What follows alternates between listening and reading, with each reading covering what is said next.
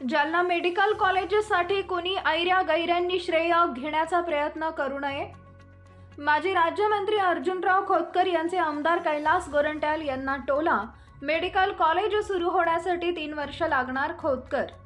Jalna medical कॉलेजसाठी कोणी ऐऱ्या-गैऱ्यांनी श्रेय घेण्याचा प्रयत्न करू नये असा टोला माजी मंत्री अर्जुन खोतकर यांनी आमदार कैलास गोरंट्याल यांना लगावलाय.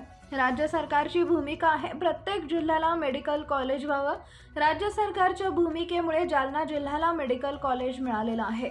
मेडिकल कॉलेजचे श्रेय कुणी ऐऱ्या-गैऱ्याने घेण्याचं कारण नाही. मुख्यमंत्री आणि राज्य सरकारने जालना जिल्ह्याला मेडिकल कॉलेज देण्याचा निर्णय घेतलेला आहे.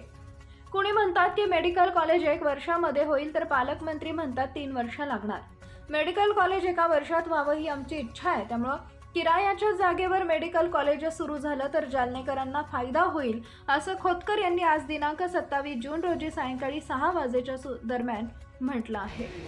राज्य सरकारची निश्चितपणे भूमिका आहे की प्रत्येक जिल्ह्याला मेडिकल कॉलेज देण्याच्या संदर्भातली, आणि राज्य सरकारच्या या भूमिकेमुळं संपूर्ण जिल्ह्याला मेडिकल कॉलेज या ठिकाणी मिळालेले आहेत. याचं श्रेय कोणी ऐऱ्या-गैऱ्याने घ्यायचं कारण नाही. हे मी आणलं की मी आणलं की मी आणलं की मी आणलं, हे खऱ्या अर्थाने हा राज्य सरकारचा निर्णय या ठिकाणी आहे.